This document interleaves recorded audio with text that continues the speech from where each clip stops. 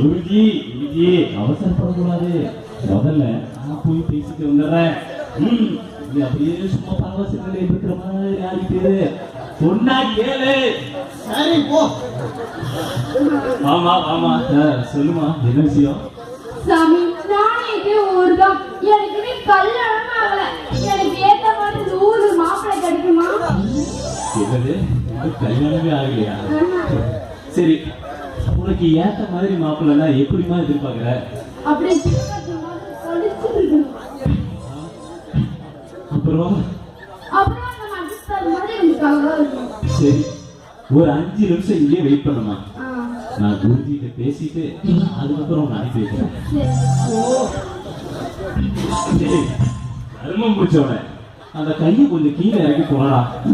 என்னாலேயே பக்கத்துல வர முடியல, தலையில எல்லாம் சுத்துது. குருஜி, ஒரு பொண்ணு வந்திருக்குது, உங்ககிட்ட ஏதோ பேசணும்னு சொல்லுது.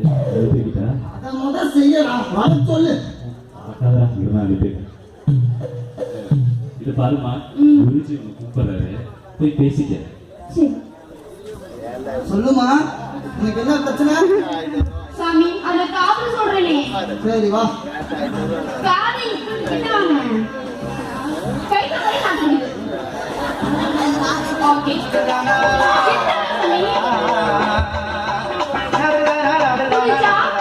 அப்படியே செய்யணுமா?